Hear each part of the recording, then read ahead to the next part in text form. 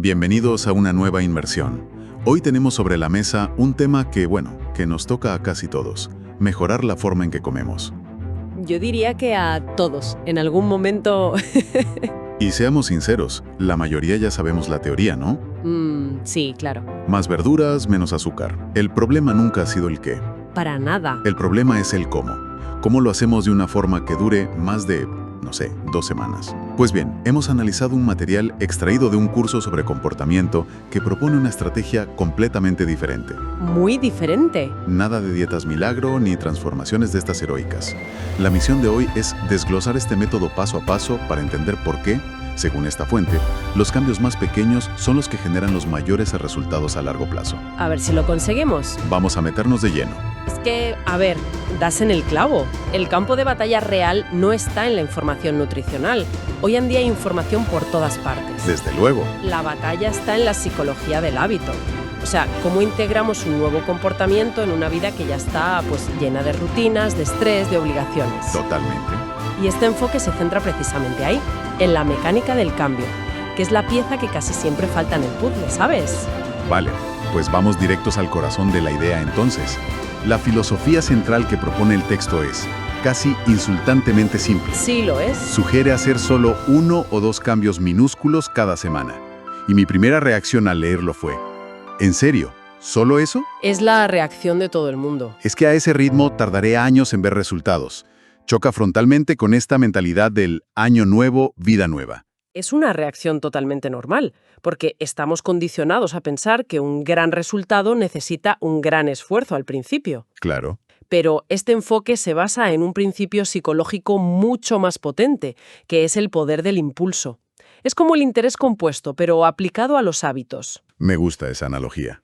Cuando te propones una transformación total de la noche a la mañana, la probabilidad de fracaso es altísima. Y ese fracaso inicial, es devastador para la motivación. Te hunde. El material lo llama el miedo al fracaso, que directamente te paraliza incluso antes de empezar. Claro, es el típico o lo hago perfecto o no lo hago. Exacto. En cambio, si tu único objetivo para la semana es, por ejemplo, cambiar el refresco de la comida por agua, es un objetivo casi imposible de fallar. Y cuando lo consigues, no solo has mejorado una pequeña cosa. ¿Qué más has conseguido? Te has demostrado a ti mismo que puedes cambiar. Ese pequeño éxito es el combustible para el siguiente. Entiendo. La semana 2 ya no empiezas de cero. Empiezas con la confianza de la semana 1. Es un círculo virtuoso que se va retroalimentando. No es una transformación, es una evolución. Entendido. Es como empezar a hacer ejercicio corriendo 1 solo minuto el primer día. Justo, ese ejemplo. Suena ridículo, pero es mejor que no correr nada y sentirse culpable. Pero esto me lleva a la siguiente pregunta lógica.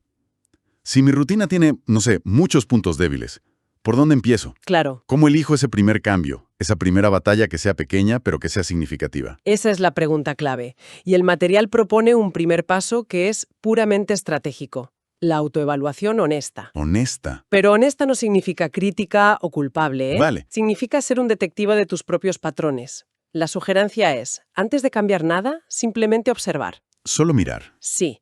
Durante un par de días, fíjate sin juzgar. ¿Cuándo comes sin hambre? ¿Qué situaciones te llevan a elegir la opción menos saludable? ¿Es el estrés a las 7 de la tarde?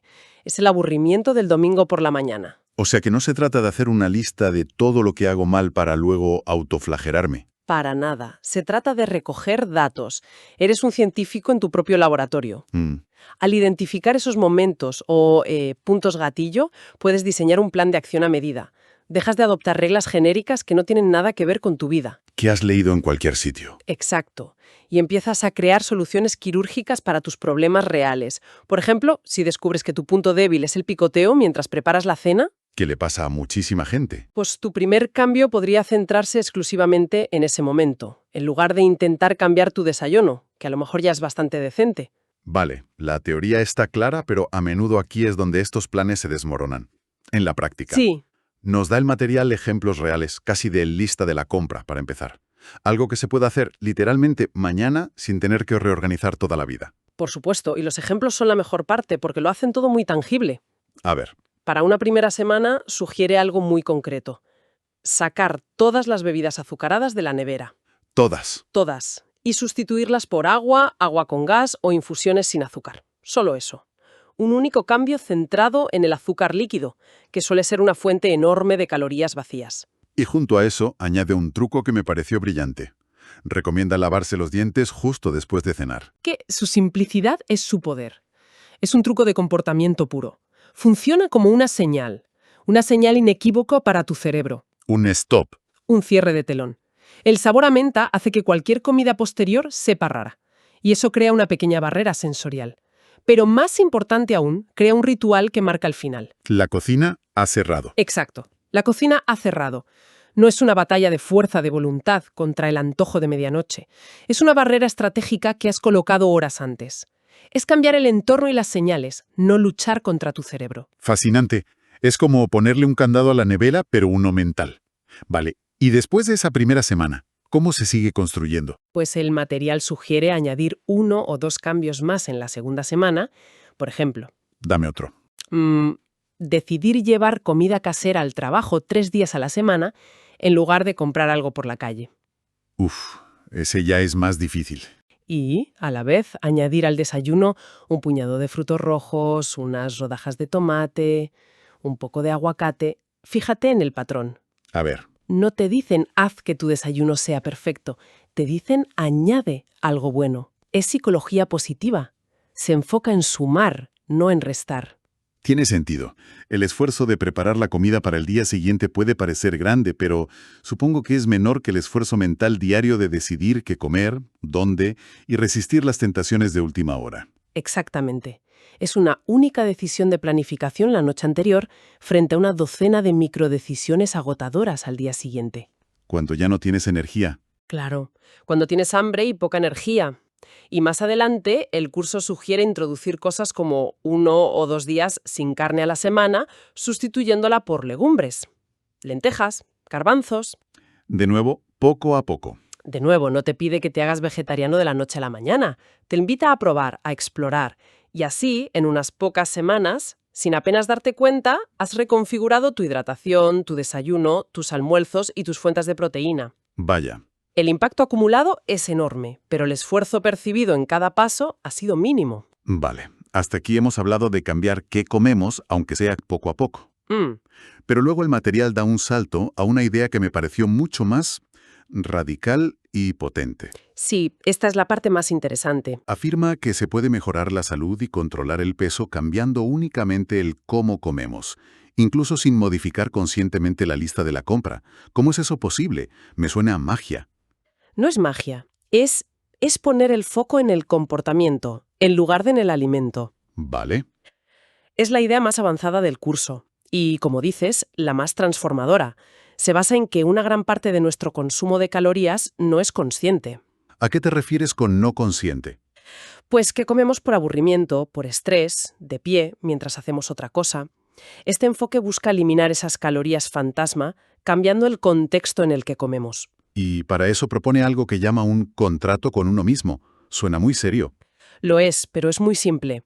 Un ejemplo de contrato es: durante los próximos 30 días me comprometo a que, cada vez que coma, sin excepción, lo haré sentado en una mesa, usando un plato y cubiertos. ¿Nada más? Nada más. No te dice qué poner en el plato, solo dicta el escenario. Ese me ha dado directamente a mí. A todos nos va. ¿Quién no ha cenado alguna vez de pie? Picando de la nevera, o con el plato en las rodillas mientras ve una serie. Parece inofensivo, pero según esto, es un problema. Es un problema enorme, porque ese acto de comer sin atención anula las señales de saciedad del cuerpo. No te enteras de que estás lleno. Exacto. Al forzarte a sentarte a la mesa, transformas el acto de comer. Pasa de ser algo automático e impulsivo a ser algo deliberado y consciente. El simple esfuerzo de tener que poner la mesa y sentarte elimina el 90% del picoteo impulsivo. Claro. De repente, para comerte esas galletas, tienes que ponerlas en un plato, sentarte y comértelas. Y muchas veces, la pereza de hacer ese ritual es más fuerte que el antojo. Es una barrera. Como dice la fuente, este cambio aumenta drásticamente la probabilidad de que tus comidas sean bien pensadas. Es un cambio de reglas de juego total. Y había otra estrategia en esa línea, ¿verdad? Algo sobre cocinar en casa. Sí, es la otra gran palanca de cambio de comportamiento. Comprometerse a cocinar en casa un número determinado de noches a la semana. Puedes empezar con 3, Vale. De nuevo, la regla no es sobre qué cocinar, sino sobre el acto de cocinar en sí. Y la lógica es que es casi imposible que lo que cocines en casa, por simple que sea peor que la alternativa ultraprocesada o de restaurante. Exacto. Al cocinar recuperas el control total. Claro. Controlas el aceite, la sal, el azúcar, las porciones. Incluso si haces una pizza en casa, es muy probable que sea nutricionalmente superior a una de entrega a domicilio. Sin duda. Estás consiguiendo una mejora nutricional gigantesca, casi como un efecto secundario, sin el estrés de tener que planificar una dieta saludable. El comportamiento de cocinar arrastra consigo, de forma natural, una mejor alimentación. Entonces, si lo entiendo bien, el objetivo final de toda esta filosofía no es la privación. ¡Para nada! No se trata de crear una lista de alimentos prohibidos y vivir con una sensación constante de sacrificio. En absoluto. De hecho, el material lo deja muy claro, con una frase que es casi un mantra. La comida es una de las mejores alegrías de la vida. Me gusta eso. El objetivo no es la restricción, es la optimización. Es un cambio de mentalidad fundamental. No se trata de sufrir para estar sano, sino de encontrar la manera de disfrutar de la comida de un modo que además proteja tu salud a largo plazo. Es pasar de una mentalidad de resta, de ¿qué me tengo que quitar?, a una de suma y mejora. ¿Qué pequeño cambio puedo hacer hoy para sentirme mejor sin dejar de disfrutar? Precisamente. La meta es alinear el placer y el bienestar, no ponerlos en conflicto, que es el error fundamental de la cultura de las dietas. Cierto. Se trata de identificar qué alimentos y, sobre todo, qué comportamientos te dan satisfacción y energía, y cuáles te la quitan, y luego, poco a poco, ir inclinando la balanza hacia los primeros. Es un enfoque positivo, sostenible y, sobre todo, amable con uno mismo. Muy bien, vamos a recapitular. Si tuviéramos que destilar todo esto en unas pocas ideas clave, ¿cuáles serían? Para mí, la primera es que los cambios duraderos se construyen con ladrillos pequeños y consistentes, no con saltos al vacío. Fundamental. La segunda, que el primer paso no es la acción, sino la autoobservación sin juicio, como si fueras un detective de tus propias rutinas. Sí. Y la tercera, y quizá la más sorprendente, es que a veces la palanca más poderosa no es cambiar el qué comes, sino el cómo, el dónde y el por qué. Has dado en el centro de la diana, y esa última idea nos deja con una reflexión final que va más allá de la nutrición, inspirada en ese concepto del contrato con uno mismo. A ver. Si este método de establecer una regla de comportamiento simple pero inquebrantable funciona para la comida, la pregunta que se abre es muy interesante. ¿Qué otro pequeño contrato de comportamiento podríamos establecer en otra área de nuestra vida para lograr un cambio significativo? Qué bueno. Imagina un contrato de no mirar el móvil durante la primera hora del día o leer 10 páginas de un libro antes de encender la televisión. ¿Cuál sería esa única regla, ese único paso que, aplicado con la misma consistencia, podría desencadenar una transformación mucho mayor en nuestro trabajo, nuestras relaciones o nuestro aprendizaje? Ahí queda la pregunta.